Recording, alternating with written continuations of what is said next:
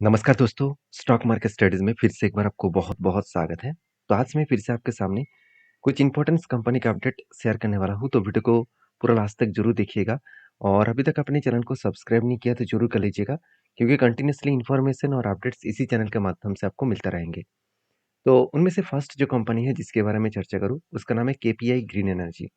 देखिए KPI green energy आप सभी जानते हैं इस कंपनी जिस तरीके से रिटर्न जनरेट करके दिया और वो भी कोविड के बाद, तो एक धमाका जैसा मल्टीबैगर रिटर्न जनरेट पर करके दिया, क्योंकि गवर्नमेंट इस सेक्टर को बहुत ज़्यादा पुश किए और इसीलिए जितने सारे रिन्यूएबल एनर्जी है, ग्रीन एनर्जी कंपनी है, उस कंपनी का बहुत ज़्यादा ग्रोथ देखने को मिला। क्यों ग्रोथ हुआ? देखिए एक चीज़ों को समझिए कि गवर्नमेंट टारगेट लेके चल रहा है 500 गीगावाट का, और वो भी कब? 2023 से पहले, सॉरी 2030 से पहले। तो 2030 से पहले गवर्नमेंट का टारगेट है 500 गीगावाट टोटल सोलर, सॉरी सिर्फ सोलर प्रोजेक्ट नहीं, पूरा का पूरा ग्रीन एनर्जी के ऊपर इंडिया को ग्रोथ करने वाला है। तो सोचिए 500 गीगावाट का अगर टोटल प्रोजेक्ट कंप्लीट हुआ, तो उनमें से बाकी कंपनीज का भी तो ग्रोथ करना होगा। तो बाकी कंपनीज में ग्रीन जो केपीआई ग्रीन एनर्जी है, इस कंपनी भी बहुत तेजी से काम कर रहा है। अगर इस कंपनी के डिटेल्स के बारे में बात करूँ तो आप खुद ही देख सकते हैं। कंपनी जिस सेक्टर के ऊपर काम कर रहे थे कि KPI green energy limited, KPI engineering private limited, KPI green hydrogen and जो अमोनिया है टेक्नोलॉजी प्राइवेट लिमिटेड, साथ ही साथ केपी ह्यूमन डेवलपमेंट मतलब फाउंडेशन। तो एक अलग-अलग ग्रुप इस कंपनी के हैं। तो कंपनी एक ट्रस्टेड कंपनी भी बन चुके हैं। उसके साथ-साथ कंपनी के बेसिकली जो बिज़नेस है, उस बिज़नेस में कंपनी को कितना ऑर्डर मिला वो देखना बहुत ज़रूरी है। आप देखेंगे तो कंपनी को जो ऑर्डर मिला बेसिकली 512 करोड़ का टोटल ऑर्डर मिला फ़रवरी में 2023 में, और सेकंड और एक ऑर्डर है, पहले एक ऑर्डर मिला था 2022 में और 350 करोड़ के आसपास। तो 2 साल में अलग-अलग ऑर्डर्स कंपनी को मिला और अच्छा खासा ऑर्डर्स भी मिला। अपकमिंग टाइम्स में भी कंपनी को बहुत सारे ऑर्डर्स मिलने वाले हैं।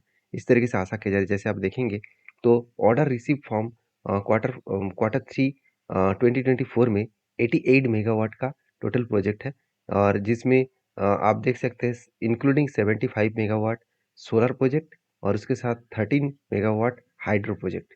तो अलग-अलग प्रोजेक्ट कंपनी को ऑर्डर मिला है। जैसे और एक ऑर्डर है न और 9 सॉरी मतलब फाइनेंशियल ईयर 2024 के हिसाब से 524 मेगावाट, जिसमें IPP 279 megawatt, CPP 60 and hydro project के ऊपर 185 मेगावाट।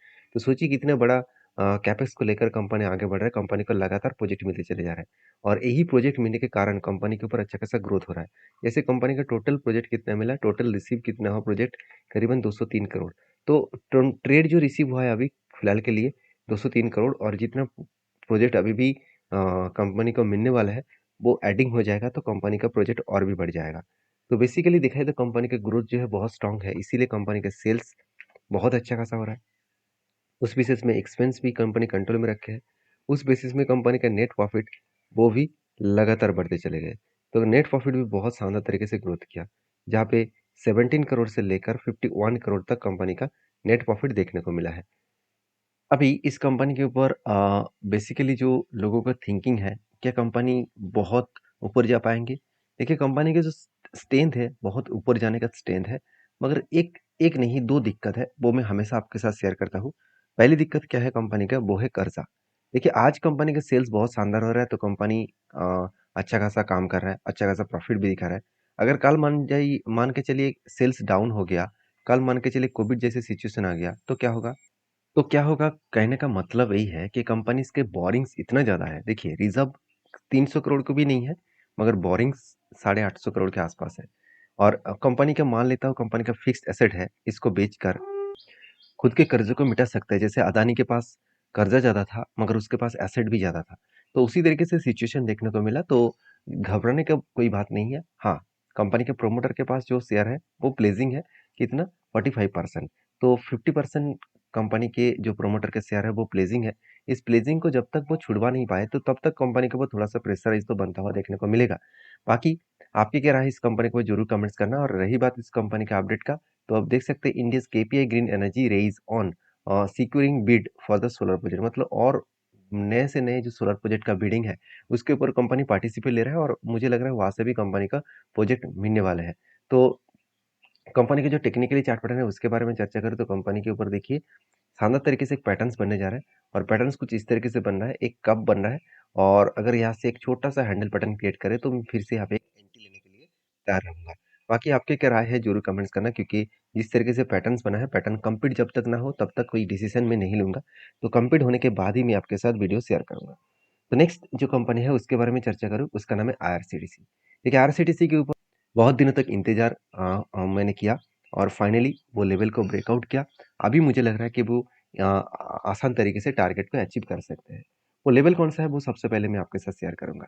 देखिए फाइनली एक लंबा जर्नी के हिसाब से, एक लंबा जर्नी मतलब 2022 से लेकर कंपनी क्या किया एक कप बनाया। 2022 से लेकर एक कप बनाया उसके बाद एक हैंडल बटन क्रिएट हुआ और फाइनली जब cup with handle button create हुआ तो मैं इंतज़ार किया कि कब उसको ब्रेक करेगा। तो फाइनली यहाँ पे ब्रेकआउट भी हुआ, ब्रेकआउट कन्फर्मेशन भी हो गया। जब कन्फर्मेशन हुआ तब मैंने क्या किया एंट्री लिया। एंट्री लेने के बाद देखिए कंपनी ऊपर गया था उसके बाद बिग करेक्शन होगा। तो करेक्शन होने के बाद वही लेवल में आकर रुका जो कंपनी के स्ट्रांगली रेजिस्टेंस था। वही रेजिस्टेंस कंपनी के लिए क्या बन गया सपोर्ट बन गया क्योंकि यहाँ पे एक बार टेस्ट किया, यहाँ पे भी किया, यहाँ पे भी किया, यहाँ पे भी किए। तो मतलब कितनी बार यहाँ पे रेजिस्टेंस फेस किया वो आप देख सकते हैं। तो फाइनली कंपनी धीरे-धीरे करके क्या किया ऊपर लेवल को ब्रेक किया। तो ऊपर लेवल का ब्रेक करने का मतलब क्या है? कंपनी स्ट्रांगली जो यहाँ पे एक रेजिस्टेंस बनाया था, उस रेजिस्टेंस को ब्रेक किया और वो भी देखिए हाई वॉल्यूम के साथ। ऐसे नहीं कि कंपनी ऐसे ही ब्रेक कर दिया, हाई वॉल्यूम के साथ ब्रेक किया, जो प्रीवियस वॉल्यूम के भी बहुत ऊपर है। तो कहने का मतलब है कि यहाँ से एक लंबा-सा और बिग जर्नी यहाँ पे देखने को मिल सकता है। तो अगर जर्नी लंबा हुआ, तो वो कहाँ तक जा सकते हैं? तो वो धीरे-धीरे, धीरे-धीरे करके वो ऊपर जा सकते हैं और कहाँ तक जा सकते हैं? कंपनी का जो टारगेट है, मैं टारगेट लेके चल रहा हूँ करीबन 1200 अराउंड मैं एक बार टारगेट देख लेता हूँ। हाँ, 1266 रुपीज़ तक मेरा टारगेट है। 1266 रुपीज़ तक टारगेट कहाँ से आया? यहाँ पे जो कप बना, इस कप का जो लेंथ है, इस कप का लेंथ को मैंने मार्किंग किया, उस बेसिस में मुझे टारगेट देखने को मिला और 38% के आसपास यहाँ पे टारगेट देखने को मिला है। बेस्ट तरीके से यहाँ पे टारगेट देखने को मिला है। और जो टारगेट है वो लाइफ टाइम कंपनी का हाई के नीचे बना तो पॉसिबिलिटी ज़्यादा है उस टारगेट को अचीव करेंगे। तो मैं बहुत पहले से ही हिंट ले चुका हूँ। बाकी आप किस तरीके से इस कंपनी को देखते हैं, किस तरीके से सोचते हैं, ज़रूर मुझे कमेंट्स करके बताना। तो नेक्स्ट जो कंपनी है उसके बारे में बात करूँ तो उसका नाम क्या है? उसका नाम है rail RailTel corporation of India मतलब अ, आर मतलब रेलटेल कॉर्पोरेशन ऑफ इंडिया जिसको रेलटेल नाम से हम लोग जानते हैं। तो रेलटेल कोई छोटा-मोटा कंपनी नहीं है। अभी 12,000 करोड़ तक पहुँच चुके हैं। कंपनी बहुत छोटा था। अभी भी स्मॉल कैप है। तो सेमी स्मॉल कैप कंपनी बन चुके हैं। तो कंपनी देखिए धीरे-धीरे करके आगे बढ़ रहा है। कंपनी के ऊपर जो सबका डाउट है कंपनी के पी रेशियो के ऊपर बहुत सारे लोगों का डाउट है कि पी रेशियो बहुत हाई हो चुके हैं, बिल्कुल हाई हो चुके हैं क्योंकि कंपनी के खुद के पी रेशियो 5 साल के एवरेज है 23 मगर कंपनी के यहाँ पे पी रेशियो कितना दिख रहा है 60 के आसपास मतलब पी रेशियो का जो वैल्यूएशन है वो हाई हो चुके हैं। अभी एक पॉइंट्स और भी यहाँ पे मैं जरूर आपके साथ शेयर करूंगा वो है प्राइस टू बुक वैल्यू।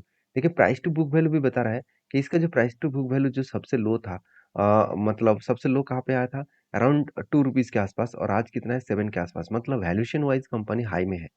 तो जब कोई भी स्टॉक वैल्यूएशन वाइज हाई में होता है तो वो डायरेक्टली वो भागता हुआ जो शेयर था वो भागना बंद कर देते हैं और एक ही रेंज के ऊपर कंपनी काम करना स्टार्ट कर देते हैं।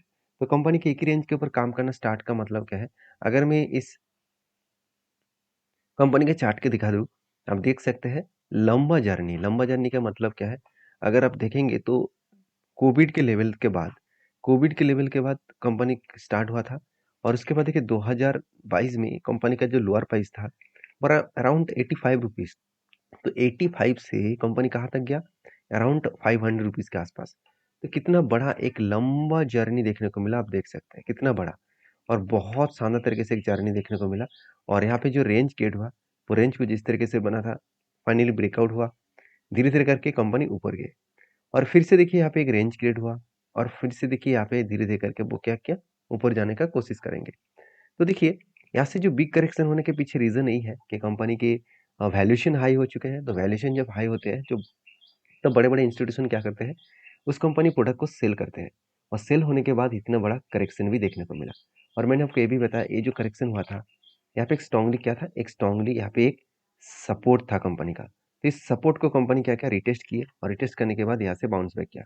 अभी देखिए मेरे पास इस कंपनी का कोई भी हिस्सेदार मतलब कोई भी ट्रेडिंग पर्पज़ में कोई भी हिस्सेदारी नहीं है, क्योंकि इस कंपनी के ऊपर मुझे थोड़ा-सा वोलेटिलिटी यहाँ पे देखने को मिला।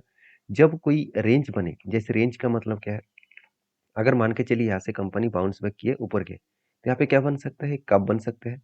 उसके बाद अगर छोटा-सा एक हैंडल पैटर्न क्रिएट करे, तो मैं ज़रूर कुछ इस कंपनी के ऊपर डिसीज़न ज़रूर लूँगा।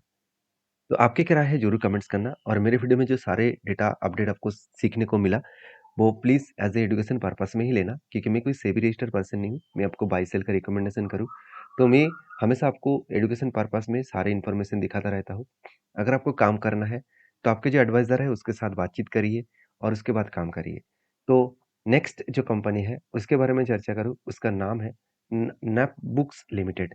तो ये कंपनी सिर्फ 80 करोड़ का कंपनी है, तो इसके ऊपर एक डिस्क्लेमर ज़रूर है कि इस कंपनी के ऊपर निवेश करने से पहले एक बार नहीं 4-4 बार सोच लेना। मेरे पास कोई भी हिस्सेदारी नहीं है। सिर्फ एक अपडेट मैं आपको दिखाना चाहूँगा, वो अपडेट है कंपनी का बोनस का।